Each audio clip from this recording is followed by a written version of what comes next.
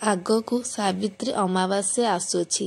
ଏହି ସାବିତ୍ରୀ ଅମାବାସ୍ୟାରେ ଗୋଟିଏ ସ୍ତ୍ରୀ ଯେତେବେଳେ ଗୋଟିଏ ସ୍ୱାମୀ ପାଇଁ ପୂଜା କରୁଛି, ସେହି ପୂଜାରେ ଲାଗୁଥିବା ପ୍ରତ୍ୟେକ ସାମଗ୍ରୀ ଯାହାକୁ ଆମେ ସାବିତ୍ରୀ ଭାର କହୁଛେ, ସେହି ସାବିତ୍ରୀ ଭାର ବାପ ଘରୁ ଆସିବା କଥା କି ନାହିଁ, ଏ ବିଷୟରେ ଯଦି ଆମେ ଜାଣିବା ତ ସଂକ୍ଷିପ୍ତରେ କହିବାକୁ ଗଲେ ସାବିତ୍ରୀ ବ୍ରତ ସ୍ୱାମୀଙ୍କ ପାଇଁ ପାଳନ କରାଯାଇଥାଏ।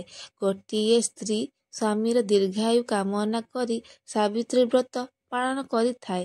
ତେଣୁ ସାବିତ୍ରୀ ବ୍ରତର ସମସ୍ତ ପୂଜା ସାମଗ୍ରୀ ସ୍ୱାମୀଙ୍କର ଘରୁ ଆଣି ବ୍ରତ ପାଳନ କରାଯାଇଥାଏ। ବାପାଙ୍କୁ କଷ୍ଟ ଦେଇ ସାବିତ୍ରୀ ବ୍ରତ ପାଳନ କଲେ ସ୍ୱାମୀଙ୍କର ଅମଙ୍ଗଳ ହୋଇଥାଏ। ମନୁଷ୍ୟମାନେ ନିଜର ଧନୀ ପଣିଆକୁ ଦେଖାଇବା ପାଇଁ ନିଜ ଶ୍ୱଶୁର ଘର ଲୋକ ଧନୀ ଅଛନ୍ତି ଭାବି ସେମାନେ ସାବିତ୍ରୀ ଭାର ମଗାଇଥାନ୍ତି। କିନ୍ତୁ ସେହି ମଣିଷ ଜାଣିପାରେନି ଗୋଟିଏ ଗରିବ ଘରର ବାପା ତା ଝିଅକୁ କେତେ କଷ୍ଟ ସହି ଭାର ଆଣି ଦଉଛି ବୋଲି। ଆପଣ ବି ଥରେ ଚିନ୍ତା କରନ୍ତୁ ନା, ସ୍ୱାମୀ ପାଇଁ ସ୍ତ୍ରୀ ପାଳନ କରୁଛି ବ୍ରତ, କିନ୍ତୁ ସେ ଭାର ଆସୁଛି ଶ୍ୱଶୁର ଘରୁ, ତ ପୁଣ୍ୟ କିଏ ନେଉଛି? ଯଦି ଗୋଟିଏ ଗରିବକୁ ଏତେ କଷ୍ଟ ଦେଇ ତମେ ଭାର ଆଣିକି ଖୁସି ଦେବାକୁ ଚାହୁଁଛ, ଏଇଟା କେବେ ସମ୍ଭବ ନୁହେଁ।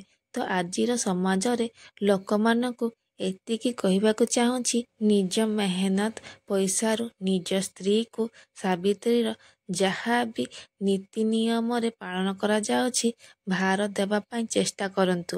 ଭଗବାନ ଆପଣଙ୍କୁ ନିଶ୍ଚୟ ଦୀର୍ଘାୟୁ କରିବେ।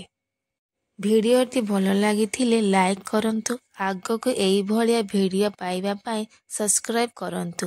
ପାଖରେ ଥିବା ବେଲ୍ ଆଇକନ୍କୁ କ୍ଲିକ୍ କରନ୍ତୁ।